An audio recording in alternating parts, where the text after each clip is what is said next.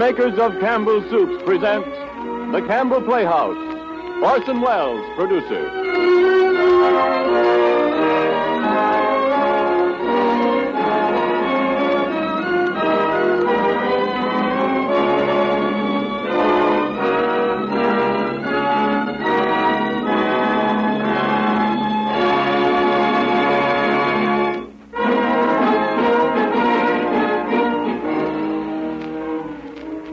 Good evening. This is Orson Welles.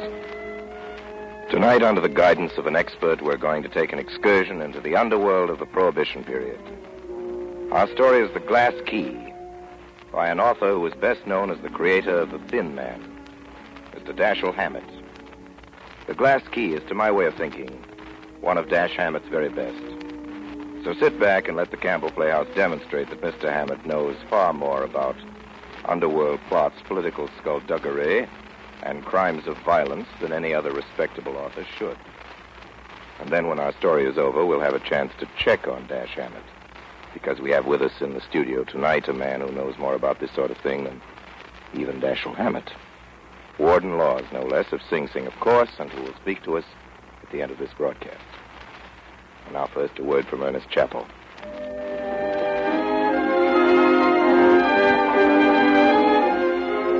There are different dishes that are special favorites with different families. But there's one dish that makes a big hit with most everyone, and that is chicken. People, by and large, like chicken so much that it's become the customary main dish for nearly any special party meal.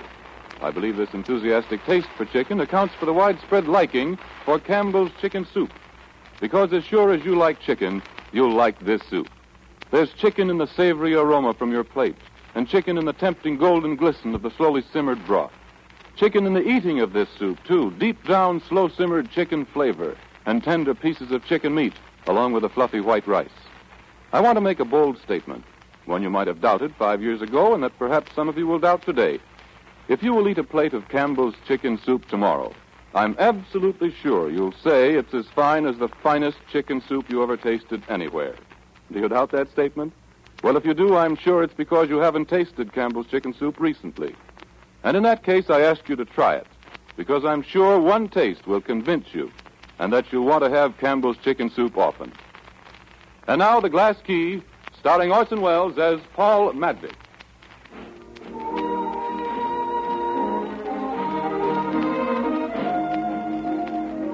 My name's Ned Beaumont, and I guess I'm out of a job for a while. Well, I did the best I could for Paul Madvig, but there it is. A clean sweep for the reform ticket. Funny how things change. 6 weeks ago, you could have got 4-1 on the Madvig machine, putting over the whole ticket. When you come to think about it, there wasn't a thing Paul Madvig could have done differently. Not with the setup he had. I remember the first evening he talked to me about it in his office up over the party headquarters. Office? Well, it wasn't much of an office, just a desk with a lamp on it, and a couple of chairs, and a picture of the governor looking down at you. All right.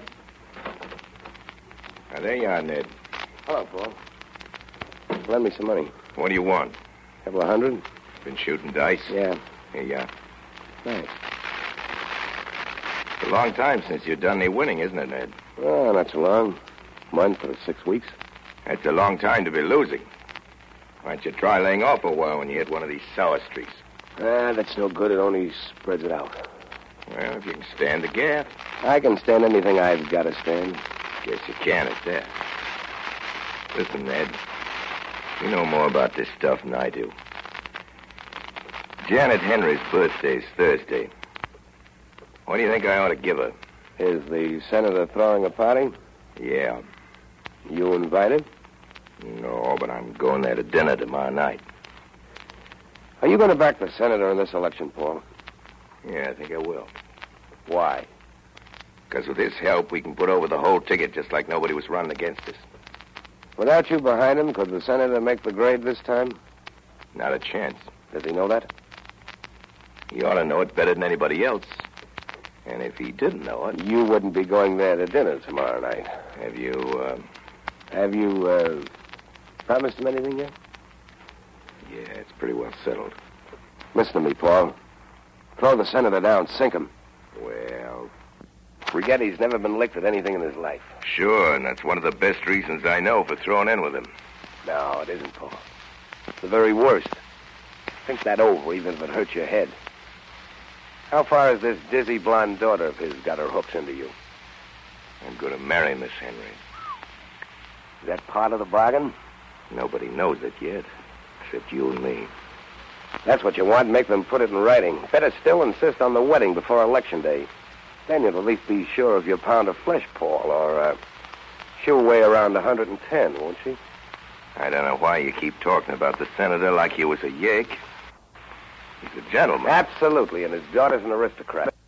Rules apply. Ah, Ned, don't be... And we oughtn't to forget that her brother, Taylor Henry's an aristocrat, too, which is probably why you made your daughter stop playing around with him. Ah, no, Ned, that's different. And when you're married to Janet Henry, will that entitle her brother to begin playing around with Opal again? Over my dead body it will.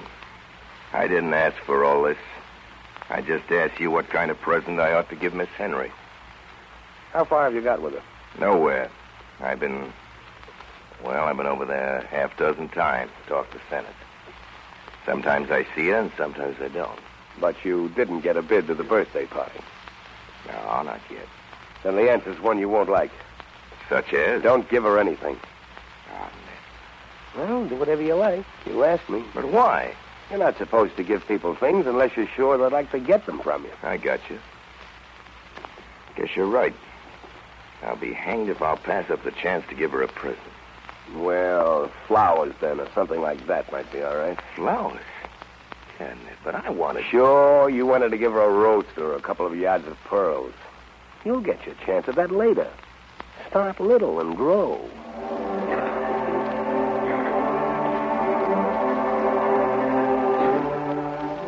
Paul went to that dinner. It was the next night, a Wednesday. Just lately, I found out what happened up at the senator's house that evening. As a matter of fact, I got it... Oh, well, never mind.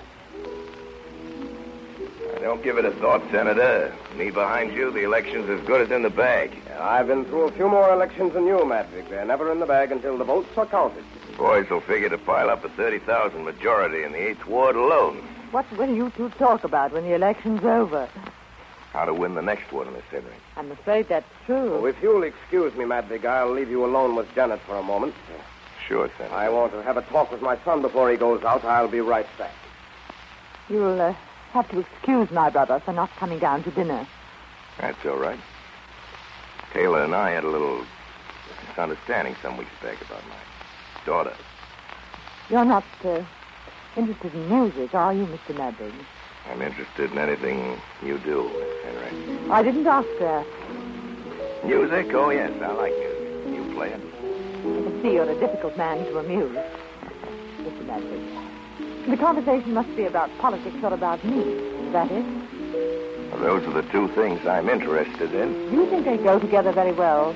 Yes, when one's a means to the other. Mr. Madden.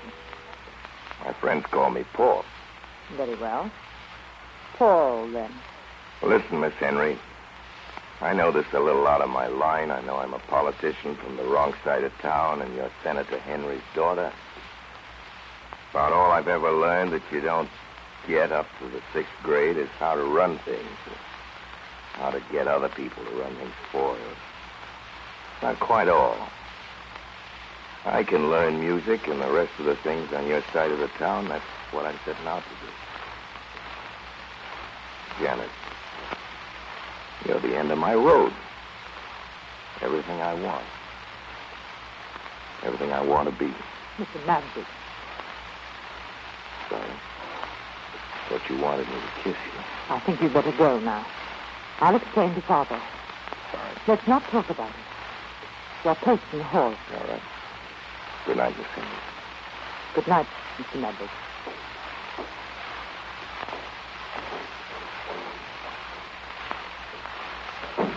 Oh, what's that? Who just went out? Where's Paul? He's gone. I wanted to see him. Taylor promised to come down and apologize for, Janet.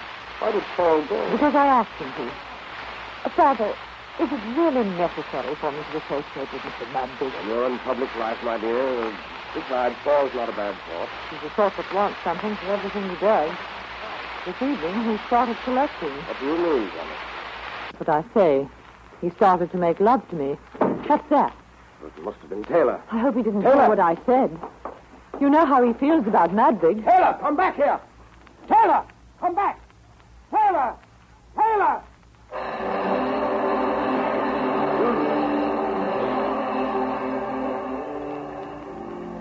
I had an idea Paul would stop by party headquarters that night after the dinner, and I went up to his office and sat at his desk waiting for him. It was after 10 when he came in. Hello, Ned. What are you doing at my desk? Reading the paper? Thought you was downstairs playing dice. I was. How'd the Henry dinner go?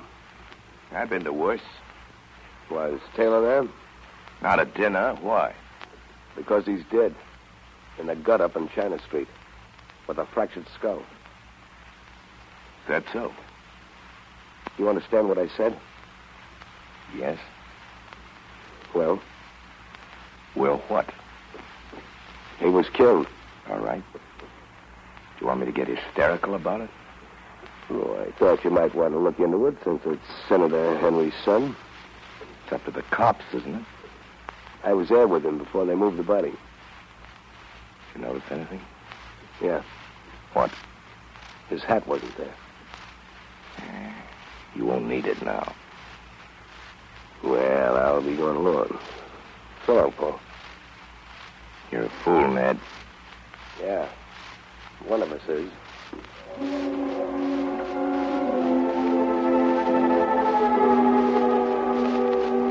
Next day, I drove out to Paul Madvig's house down on Mill Stream Boulevard. I figured Paul wouldn't be in.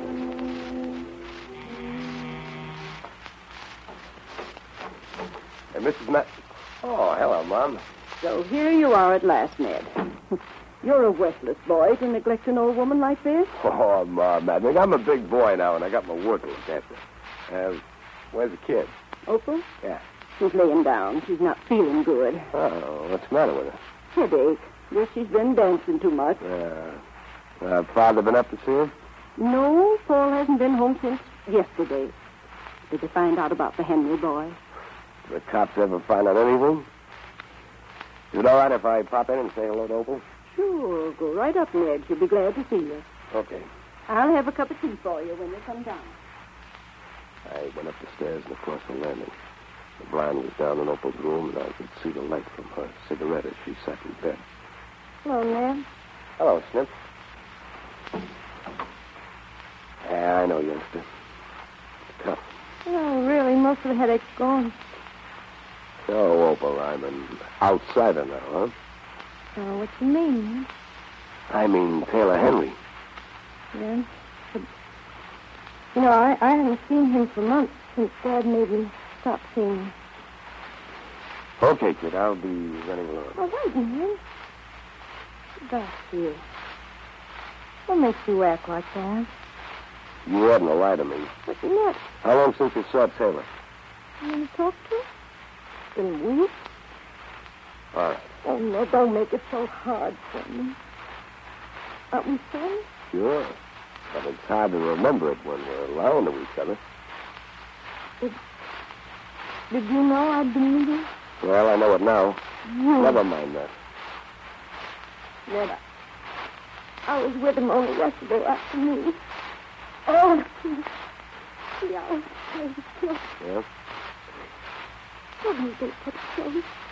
You know, Ned, No. got to find out. I've got to. Why? Ned, if I ask you something, you won't get mad, will you? I'll try not to. Did Dad know that Taylor and I were so going together? Listen, kid, what are you trying to prove? And I thought you weren't going to get mad. I'm not. Did you really love Taylor Henry, Chip, or was it just because your I father... really did love him, Ned. I'm pretty sure. I'm sure I loved him.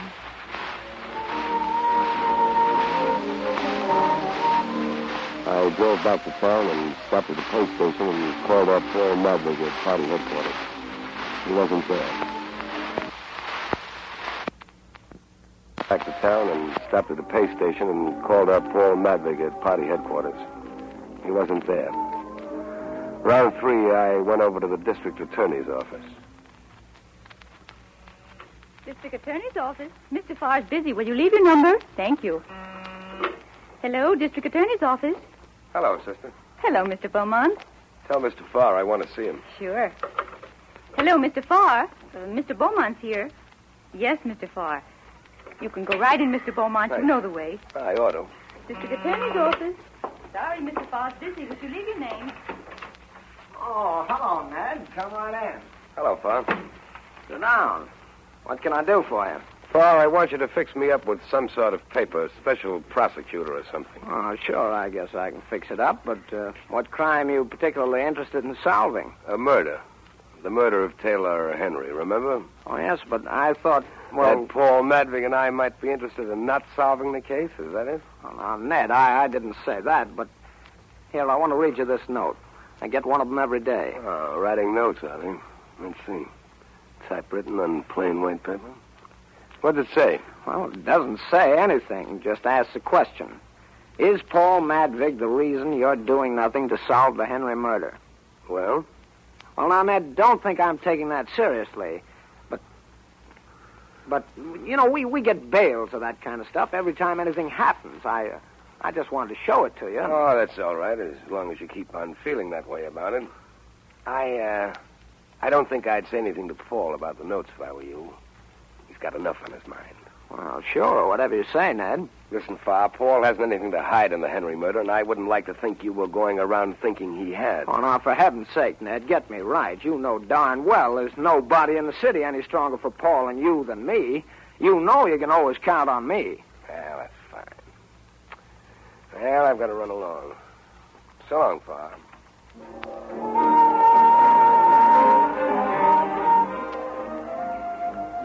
I never did spend much of my time at party headquarters around election. I don't like listening to the same line of talk over and over again. It was Tuesday before I saw Paul Madvig again. Hello, Ned. Where you been the last few days? In different places. Oh, Paul, you oughtn't to wear silk socks with tweeds. No. I like the feel of silk. Well, then lay off the tweeds. Did you go to Taylor Henry's funeral yesterday? Yeah. Senator suggested it. How is the senator? He's all right. I spent most this afternoon up there with him. His house? Yeah. Was the daughter there? Janet Henry was there. Yeah, it's Janet now. Getting anywhere with her? Still think I'm going to marry her. Does she know yet that your intentions are honorable? Oh, lay off, Ned. All right, Paul. I came here to tell you something you ought to know. About the election? Yes, in a way, it's about the election. Shadow Rory's noising it around that you know more about Taylor Henry's death than you're telling. That won't do you any good with the respectable citizens, civic union, and the women's clubs. So Shadow Rory's shooting his mouth off, is he? His own backyard's getting too small for him. Ned, I think I'll knock Shadow Rory loose from our little city. I'm tired of having him around, Ned. I think I'll knock him loose right away, starting tonight.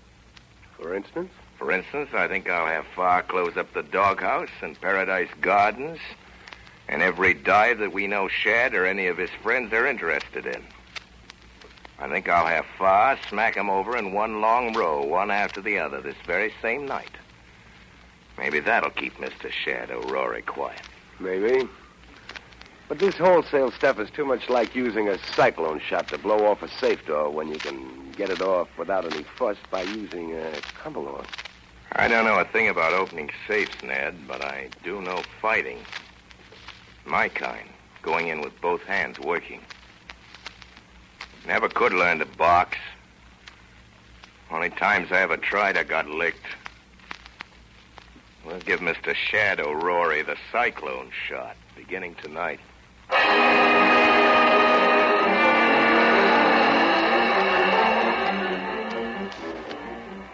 All right, men, break down the door.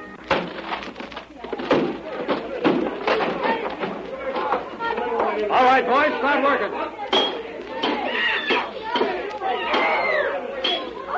Okay, that's all for here, boys. Paradise Gardens next.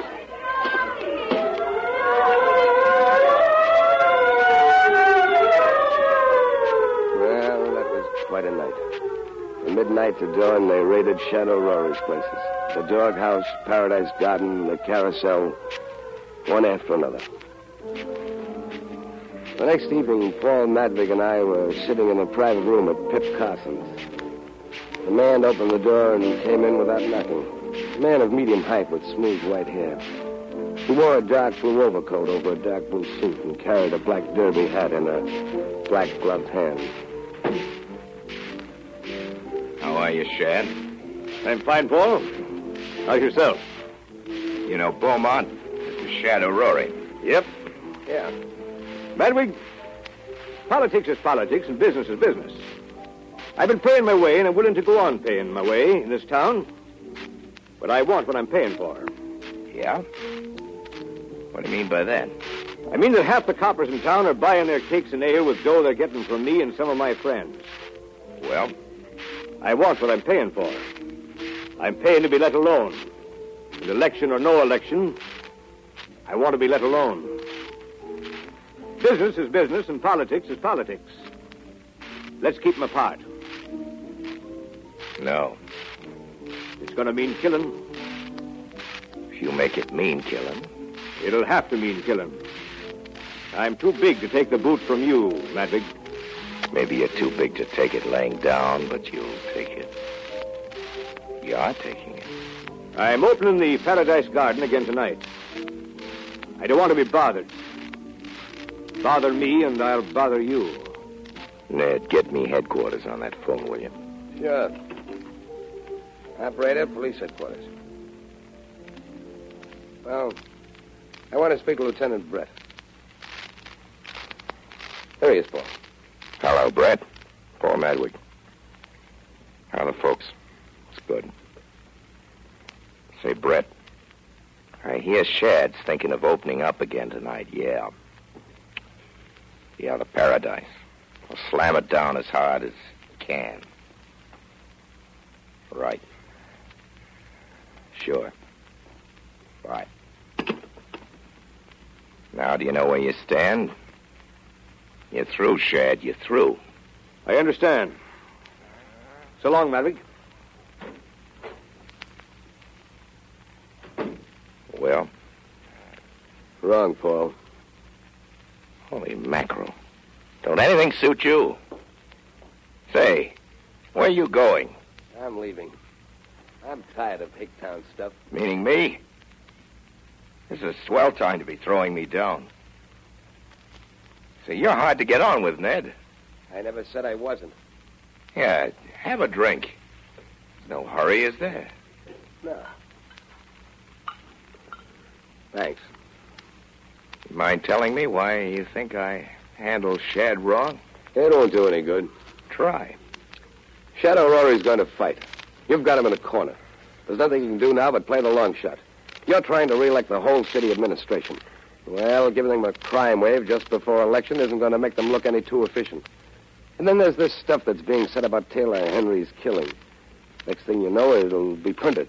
You think I ought to lay down to Shadow Rory? Well, I think you should have left him an out, a line of retreat. You shouldn't have got him with his back to the wall. I don't know anything about your kind of fighting. He started it. All I know is when you got somebody cornered, you go in and finish him. That system's worked all right for me so far. Well, Paul, this is one time I think you've let yourself be outsmarted. First, you let the Henrys wheedle you into backing the senator. There was your chance to go in and finish an enemy who was cornered. But that enemy happened to have a blonde daughter in social position and whatnot, so you... Cut it out, Ned. Well, I must be running along. Oh, now, wait, Ned. Take your hand off me. Now, look here, Ned. Let go. Don't be a fool. You and I... I said to let go. I meant it. Crazy nut. Now, to knock the devil out of you. Ah, come on, Ned. Let's finish our beer.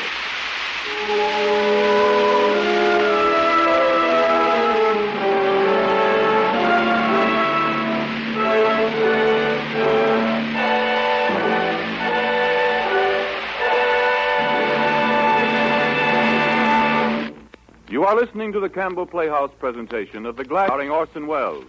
This is the Columbia Broadcasting System.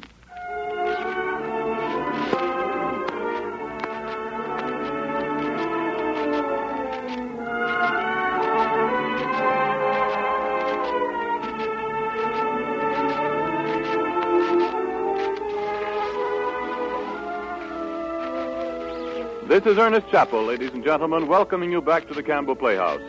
In just a moment, we will resume our presentation of Dashiell Hammett's The Glass Key, starring Orson Welles. Who killed Cock Robin? Who killed Taylor Henry? I think there's nothing quite like a good murder mystery, and Dashiell Hammett is my idea of a perfect companion, whether it's for a Friday evening by the radio or for good reading anytime. But there's a time and place for mystery like anything else.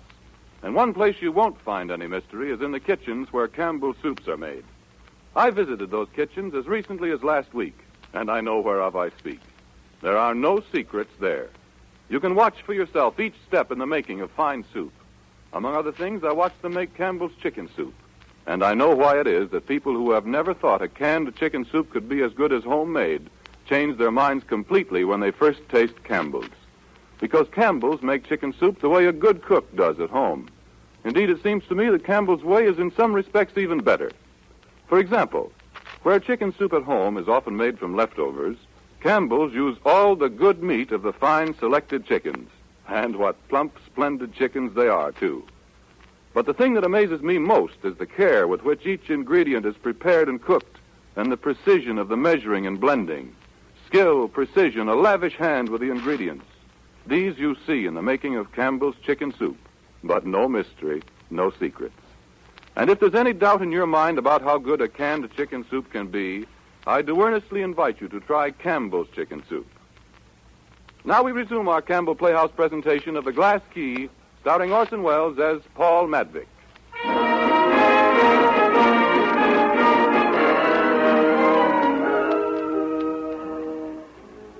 Well, you can't keep a thing like that quiet. By next morning, word had filtered through the grapevine that Paul Madvig and I had quarreled in the back room at Pip Carton's. At noon, one of Shadow Rory's boys by the name of Whiskey Saunders came to my apartment. He didn't stay very long. Around 3, I wandered over to the Paradise Gardens, and in the private room of the joint they'd smashed up 2 nights before, Shadow Rory was waiting for me. Oh, I'm glad to see you, Beaumont. Drop your hat and coat anywhere. What'd you want to see me about, Shad? I heard what happened after I left last night. I owe you something for trying to stop Paul from closing up my joints. You don't? I don't? No. I was with him then. What I told him was for his own good. I thought he was making a bad play. He'll know it before he's through. Is it so that you and Paul have broken for good and all? I thought you knew it. I thought that's why you sent for me. I heard it, but that's not always the same thing. What were you thinking you might do now? There's a one-way ticket for New York in my pocket, and my clothes are packed. How long you been here? 15 months. You and Paul have been close as a couple of fingers. How long? Yep. You ought to know a lot of things about him. I do. Why did Paul Madvig bump off young Henry? Make your proposition. How does it hit you? After election, I'll take you to the finest gambling house the state's ever seen. Let you run it to suit yourself with all the protection you ever heard of. That's an if offer if you win. Don't you think we're going to win the election? You won't bet even money on it. You're not so hot to go in with me, are you, Beaumont? No, it wasn't any idea of mine. Sit down. We can still talk, can't we? Sure. Listen, I'll give you 10 grand in cash right now if you'll come in, and 10 more on election night if we beat Paul, and I'll keep that house offer open for you to take or leave. You want me to rat on poor Madvig, of course. I want you to go to the papers with a lowdown on everything you know about him being mixed up in the sewer contract, the dirt on how he's running the city. I want you to tell the papers how he killed Taylor and why. Well, there's nothing in the sewer business now. He's let his profits go to keep from raising a stink. All right. But there is something in the Taylor Henry business. Yeah, we might have him there. It'll be worth it for both of us. I'll have a reporter put the stuff in shape. You just give him the dope and let him write it. You can start off with the Taylor Henry thing. Maybe. You mean we ought to start off first with the $10,000? Well, there's something in that. Here. 10 grand. Count 'em up. Thanks. Ah, the thanks go both ways. The reporter's out there now. Shall I call him? I ought to have a little time to straighten it out in my mind. I'll give it to him any way it comes to you. He'll put it in shape. Fine. We'll go over to my place now and get to work on it. It'll be better here. Well, if it's the money you're worried about, you can hang on until I've turned in the stuff. I'm not worried about anything. But you're in a tough spot, and if Paul gets the news, you'll come over to me, and I don't want to take any chances on having you knocked off. You'll have to take them. I'm going. No. Jeff, whiskey? Yeah, boss. Come on in here, you two. Okay. I am afraid we'll have to persuade Beaumont to stay with us. Sure. Want us to get to work? Well, how about it, Beaumont? You coming across on Madwig? No. Too bad. Well, boys, get going. Come on, Whiskey. Yeah.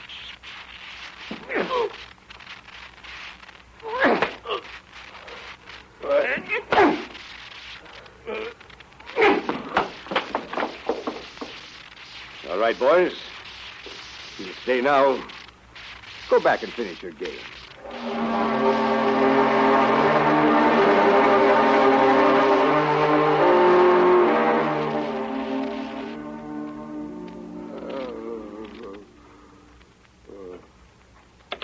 Raise your 2 bits, Whiskey.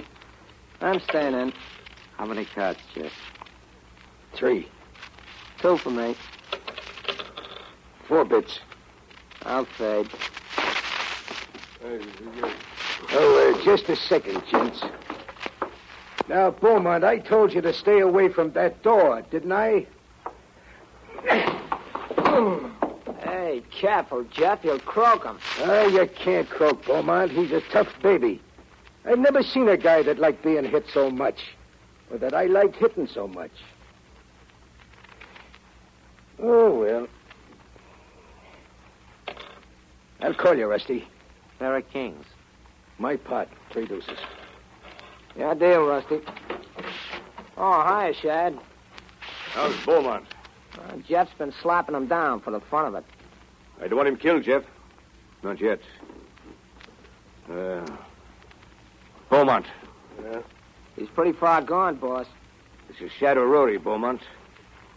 Can you hear what I say? Yeah. Good. Now listen what I tell you, Beaumont. You're going to give me the dope on Paul Madwig. No. Maybe you think you won't tell Beaumont, but you will. I'll have you worked on till you do. You understand me? I won't. I won't. Okay, Jeff. Get to work on him some more. I'll try the same thing again. Here, you.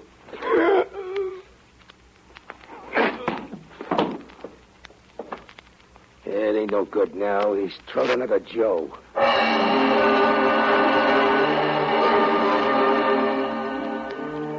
don't remember much what happened after that. It was getting dark, and I found I was alone in the room. And I remember something about tearing a mattress apart with my nails and teeth and setting fire to it with my cigar lighter. The next thing I knew, I was at the emergency hospital. Paul was standing at the foot of my bed. Gosh. Glad to see you alive, Ned. Oh, Paul. How'd I get here? A copper found you crawling on all fours in the lawn of the Paradise Garden, leaving a trail of blood behind you. I think of funny things to do. Yeah. Did your nails shed? No use, Ned. They'll lay it on Jeff and let him take the rap for assault. What good does that do us? Is Shad still squawking about the Taylor Henry murder? Chronicle's full of it. Other papers are taking it up. We're going to stop that. You're going to stay in bed and get well. That's what you're going to do. Look, Ned, I've got a visitor with me. She'd like to see you. She's waiting in the hall. It's kind of important to me. Mind if she comes in? Well, I guess not. Who is it? Janet Henry. Well, the senator's dead, huh? Well, send her in. She said she wants to see you alone. That all right? Sure. Take it easy, kid. Looks like I'll have to. So long, Paul. All right, Janet. That's feeling better. Come in. Have a nice visit, you two. Thanks, Paul. I wanted to come. You don't mind, do you? I'm flattered. Sit down. No, you're not. You don't like me. Why? I think maybe I do. You don't. I know it. Well, you can't go by my manners. They're always pretty bad. You don't like me, and I want you to. Why?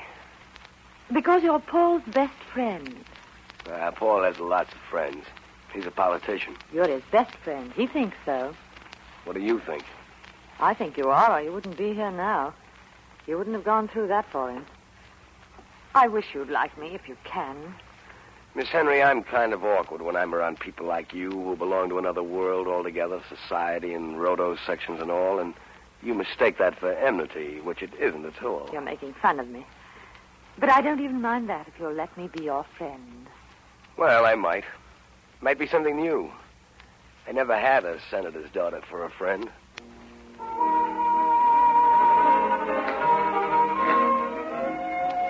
Next day, I had another visitor. About 2 in the afternoon, the nurse came in to see if I was sleeping. I wasn't. Basket of fruit for you, Mr. Beaumont. Who from? Here's the card. Open it, nurse. It just says, please, and it's signed Janet Henry. Oh, help yourself to the junk. Take enough so it looks as if I'd eaten it. No wonder people beat you up. And there's a Mrs. Madvig here to see you. I'll tell her to come in and you stay out. It'll be a pleasure. All right, Mrs. Madvig. Thank you. Hello, Ned. Come on over here, Mom. I'm going to kiss you. Oh, what foolishness. Well, you don't look so bad, nor yet so good. How do you feel, Ned? Oh, it's swell. I'm only hanging around here on account of the nurses.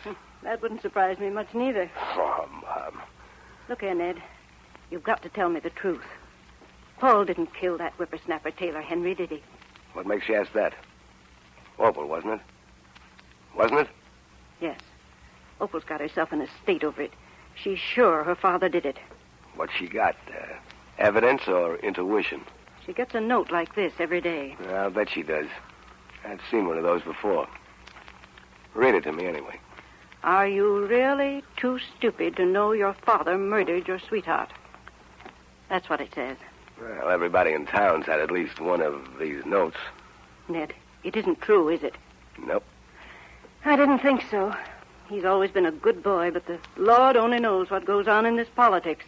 You're a humdinger, Mom. Would you tell me if he had killed him? Nope. Then how do I know he didn't? Because if he had, I'd still say no. But then if you asked me if I'd tell you the truth if he had, I'd say yes. No, he didn't do it, Mom. It would be nice if somebody in town besides me thought he didn't do it, and it would be especially nice if that other one was his mother.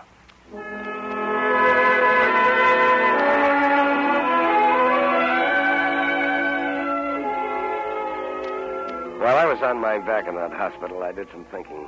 I didn't like the way things were going for Paul. Decided I'd better get out and do some looking around. The doctor said no. I said yes. District Attorney's office.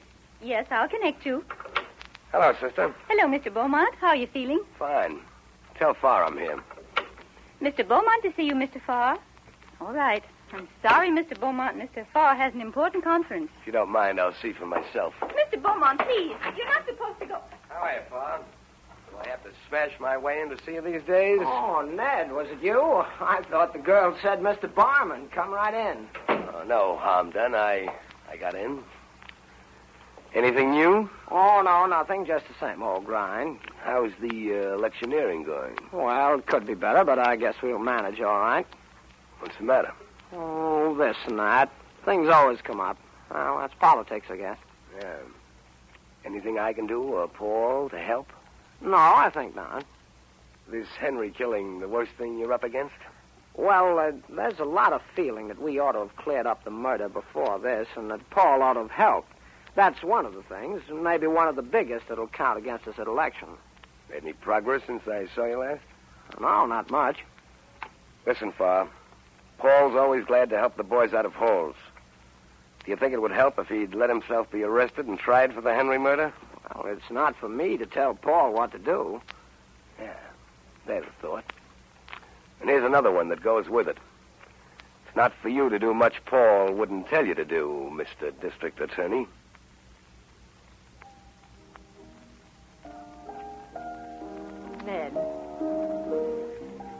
happened to come to the house with Paul tonight? You didn't come to see me. Well, I came because Paul asked me to. I don't go to senators' houses usually. What's that you're playing, Miss Henry? Like it? Yeah. I want to talk to you, Ned, before Father and Paul get through with their business. Go ahead, talk, but don't stop playing. How's Opal? I haven't seen her since last week. Why? Isn't she in bed with a nervous breakdown? Oh, that. Didn't Paul tell you? Yes, he told me his daughter was in bed with a nervous breakdown. He told me that. I suppose that means she's locked up in the house. That's right. She got the foolish idea that her father had killed your brother. But why did she think that? Who doesn't? That's what I wanted to ask you, Mr. Beaumont. Do people think that? Didn't you get any of the anonymous letters that have been going around? Yes, today. I wanted to show Oh, it don't to bother. They all seem to be pretty much alike, and I've seen plenty of them. Is Paul actually in danger? If he loses the election, loses his hold on the city and state government, they'll electrocute him. But he's safe if he wins? Sure. Will he win? I think so. And then he'll not be in danger? No, he'll not be in danger. Too bad, isn't it? Go on, play. You may not want this to be overheard. You can put up with Paul for the sake of the political backing your father needs, but that has its limits. Last week you decided Paul had killed your brother and was going to escape punishment, so you decided to do something about it, Miss Henry. That's splendid. Paul's daughter and his sweetheart both trying to steer him to the electric chair. He certainly has a lot of luck with women. Keep playing, I tell you, or I'll shout it. You sent those anonymous letters around. Certainly you did. I'm not good at lying. I know Paul killed Taylor. I wrote the letters. You hate Paul, don't you? Even if I proved to you that he didn't kill Taylor, you'd still hate him, wouldn't you? Yes, I think I should. That's it. You don't hate him because you think he killed your brother. You think he killed your brother because you hate him. No, now listen to me. I'll tell you what happened that night. Paul came to dinner, the first time we'd had him to dinner. Taylor wasn't at the dinner table, but he was up in his room. Yes, he would meet with Paul because of the trouble he'd had about Opal. After dinner, Paul and I were alone for a little while in this room, and he suddenly put his arms around me and tried to kiss me. What happened then? I asked him to leave. And then? Father came down. He'd heard Paul going out. I told him what had happened. And then Taylor came down from his room. He must have heard what I said because he ran out the door after Paul. Father tried to stop him. I didn't see either of them until Father came to my room and told me Taylor had been killed. Well, what of it? What of it? How could I help knowing then that Taylor had run out after Paul and had caught up with him and had been killed by him? He was furious. No, that won't do. Paul wouldn't have to kill Taylor, and he wouldn't have done it. Paul doesn't lose his head in a fight. I know that. I've seen Paul fight, and I've fought with him. No, that won't do. I know. You're Paul's friend. It hurts. You're right about my being Paul's friend. Then this is useless. I thought if I could show you the truth.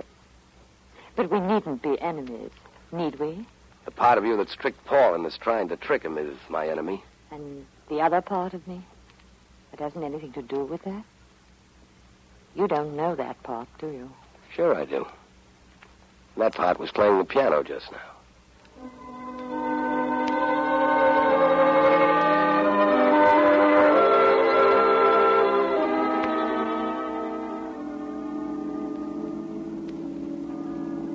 Drop you off the club, Ned? No, thanks, Paul. I think I'll go home. You don't know how good I feel that you and Janet hit it off this evening. I can get along with anybody if I have to. How's the election going, Paul? Is everything going along to suit you? We're not as well off as we were 2 weeks ago. You know that. That's right. And if Taylor Henry's killing isn't cleared up pronto, you won't have to worry about the campaign. You'll be sunk whoever wins. Just what do you mean by that, Ned? Everybody in town thinks you killed him. Yeah? Don't let that worry you. I've had things said about me before. Is there anything you haven't been through, Maverick? Ever been given the electric chair? I don't think I ever will. You're not very far from it right now, Paul. Ned. I'm not taking up your time with my nonsense. I'm listening to you. Never lost anything listening to you. Thank you, sir. Why do you suppose Farr's wiggling out from under and the rest of the boys? They figure you're licked. Everybody knows the police haven't tried to find Taylor's murder, and everybody thinks it's because you killed him. Farr figures that's enough to lick you at the polls this time. We've been talking a lot about what other people figure, Ned. Let's talk about what you figure. Figure I'm licked? I've told you. If Taylor Henry's murder isn't cleared up pronto, you're sunk. That's the whole thing. That's the only thing worth doing anything about. That won't do. Think up something else. Must be an out, Ned. Think. There isn't. That's the only way. You're going to take it whether you like it or not, or I'm going to take it for you. Ah, no, lay off. Well, that's one thing I won't do for you, Paul. I killed him, Ned. It was an accident, Ned. He ran down the street after me when I left. Cane he picked up on his way out. Tried to hit me with a stick. I don't know how it happened, but pulling it away from him, I hit him on the head with it. Not hard, but he fell back and smashed his head on the curb. What happened to the stick? I took it away under my overcoat and burned it. What kind of a stick was it? A rough brown one. Heavy. And you had a clear self-defense plea. I know, but I didn't want that, Ned. I want Janet Henry more than I ever wanted anything in my life. What chance would I have then? Even if it was an accident. You'd have more chance than you've got now. Janet Henry's always thought you killed her brother. She hates you. She's been trying to play you in an electric chair. She wrote all those anonymous letters to everybody. She's the one that turned your daughter against you. She was telling me this tonight, trying to turn me. She's not... That's enough. What is it, Ned? Do you want her yourself, or is it... It doesn't make any difference. Get you, heel. This is the kiss-off. Whatever you say, Paul.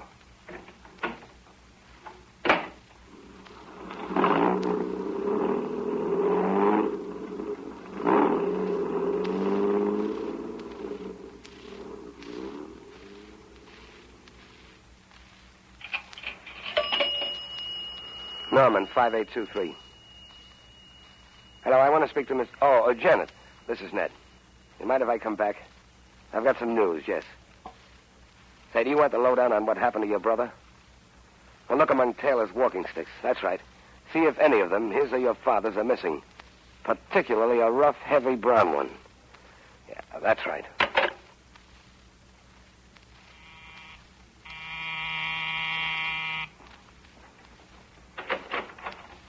Come in, Mr. Beaumont. What's happened? Tell me. What'd you find out about the walking stick? It's upstairs in Father's closet, the heavy one you described. In fact, none of them are missing. Neither Taylor's nor Father's. But what about it?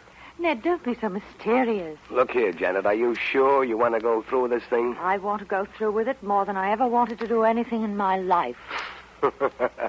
They're practically the same words Paul used, telling me how much he wanted you. Did you tell him about me? Yep. Called me a liar and kicked me out of his car. Paul and I are washed up. I'm glad. I won't pretend I'm not. Did Paul say anything else? Yes. Well? He said that he killed your brother. Ned, I knew it. Then you'll go to the district attorney. You certainly want to be in at the kill, don't you? He was in at my brother's. Well, I hope you like it when you get it. Now, go ahead. Call your father. Father? Oh, Father, would you come in, please? Right away. Janet, just one more thing.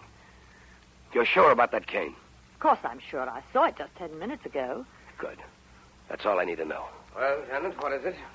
Oh, hello, Mr. Beaumont. Hello, You back again? Father, I'm afraid we have some unpleasant news for you. Mr. Beaumont has just told me who killed Taylor. It was Paul Madvig. Madvig?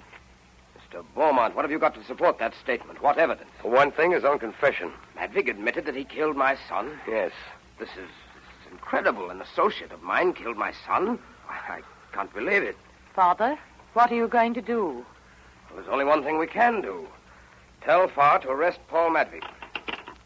Operator, get the district attorney's office. Senator, I wouldn't do that if I were you. What do you mean, Beaumont? I'd hang up that receiver. I wouldn't talk to Farr yet. You're not quite ready. You think that you can tell me what you did and expect me to do nothing on my son? Hang up that receiver, Senator. Senator, I have a special authority from the district attorney. I've got it here in this pocket. If there's any arrest in this case, I'd like to do it myself. Then why didn't you arrest Madvig on the spot? Because he didn't kill your son. Ned. Well, you just said that Paul confessed, yes, but I didn't say I believed him. His story didn't hold together. Sit down, Senator, and you, Janet. I've got plenty to say to both of you. You Better be quick about it, Beaumont, before I pick up the phone. It won't work, Senator, because Paul's going to stop covering you up the minute he gets arrested. Now, what happened, Miss Henry, is something like this. When your brother heard about Paul that night, he ran after him, taking the stick with him and wearing a hat. Though that's not important. You wanted to be reelected, Senator. You couldn't let your son get in a fight with a man you were counting on to put you over. So you had to stop your son at all costs, didn't you? This is nonsense. I will not have my... Sure, it's nonsense, and your bringing the stick that killed him back home is nonsense, and wearing his hat because you'd run out bareheaded after him is nonsense, too.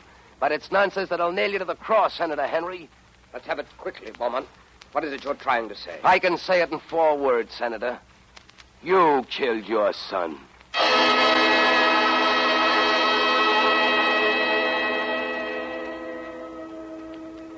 Well, that's how the Reform Party got in. Here it is, right off the tape. A plurality of 227,000. That's reform with a vengeance. After tonight, Paul and I are on the shelf. Even Shadow Rory is out of the picture. 2 days ago, he was killed by one of his own henchmen at Paradise Gardens. Senator Henry's through with politics, too.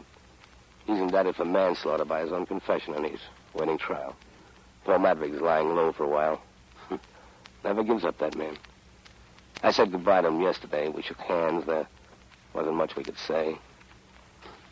Well, I still got my one-way ticket to New York, and tomorrow I'm going to use it. I'm the sort that likes to travel alone, but, well, I guess the reform wave's got me, too. There's another ticket in my pocket. I bought it last night. This one's for Janet Henry.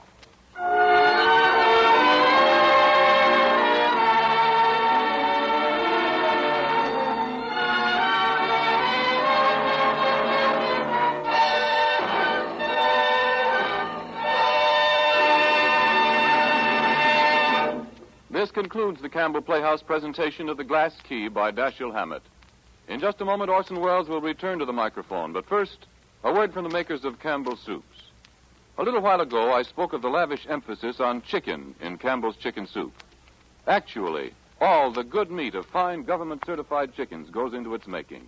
The broth bubbles slowly and softly in shining kettles until it takes on a golden glisten, and the good flavor of chicken is rich in every drop. Pieces of chicken meat, cooked deliciously tender, go into the soup, too, along with snowy rice. Somewhere, sometime, you've probably tasted a chicken soup that you decided was the very last word. Well, with that chicken soup in mind, if you'll try Campbell's tomorrow, I'll promise you won't be disappointed. I'm sure you'll say Campbell's is as fine as the finest in your memory, and you'll be glad you can have it at any time and often. You'll like it for lunch, for supper, for family meals, whenever the idea of chicken soup sounds good. Why not put Campbell's chicken soup on tomorrow's shopping list and have it this very weekend? And now, here is Orson Welles.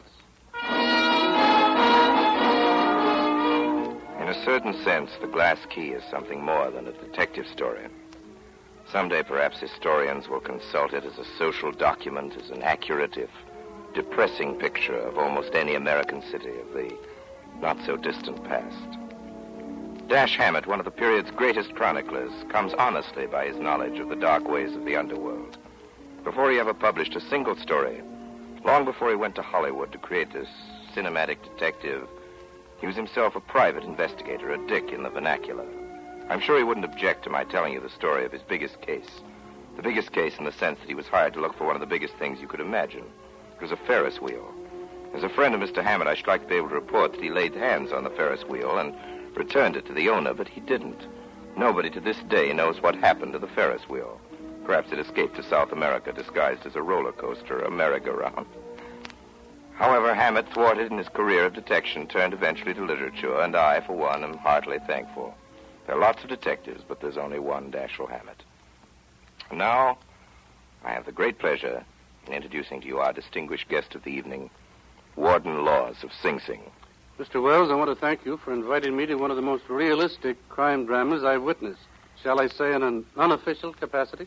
Warden Laws, would you say that Mr. Hammett's story reflects the underworld of the Prohibition era only, or one that still persists today? Well, booze is gone, Mr. Wells, but crime persists. However, I believe the intimate tie-up of crime with politics is decidedly on the wane. Does that mean that we're catching up with the crime problem? We've been catching up with crime for over 4,000 years.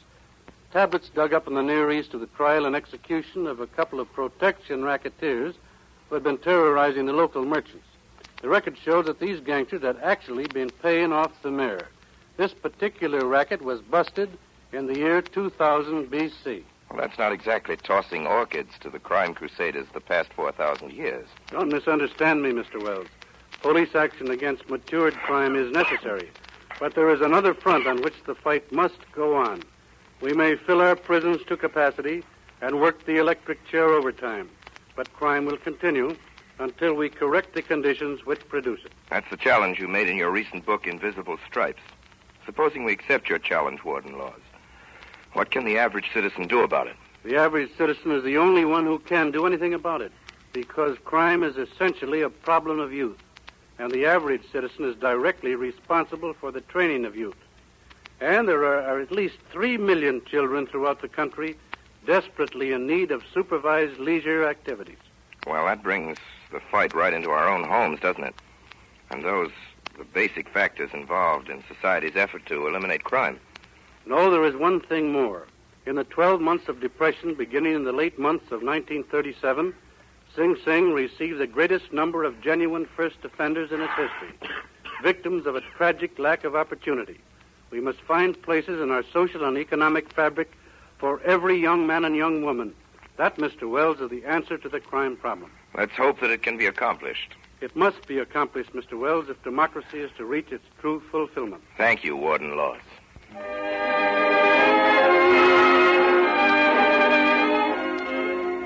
In tonight's Campbell Playhouse production of The Glass Key, Orson Welles played the part of Paul Madvick, Paul Stewart played Ned Beaumont. Ray Collins played Shadow Rory, and Myron McCormick the part of Senator Henry. Effie Palmer was Mrs. Madvick, Elsbeth Eric was Opal, and Elizabeth Morgan was the telephone operator. The role of Farr was played by Everett Sloan, that of Jeff by Howard Smith. Laura Baxter played Jeanette Henry, and Edgar Barrier the part of Rusty. Music for the Campbell Playhouse was arranged and conducted by Bernard Herrmann. And now, Mr. Wells, may we have a word, please, about next week's broadcast? Just a word. Next week, our story is about 3 brothers who left England to save a lady's honor, and who wound up in Morocco as members of the most desperate band of men in the world, the Foreign Legion. Next week, Percival Christopher Wren's romance, Beau Geste, is the story, and with us, Laurence Olivier and Noah Berry. And so, until next week, my sponsors, the makers of Campbell Soups, and all of us on the Campbell Playhouse remain obediently yours.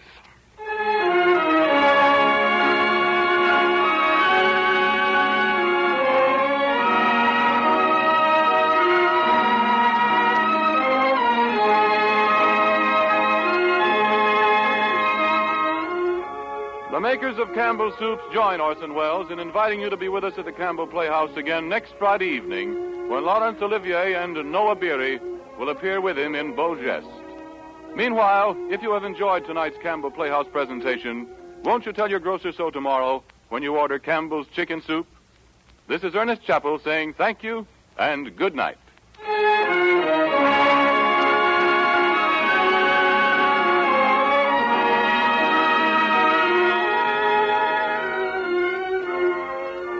Heard on tonight's show, Manhattan Serenade and Metropolitan Nocturne by Louis Alder, also Alfred Newman, Street Scene. This is the Columbia Broadcasting System.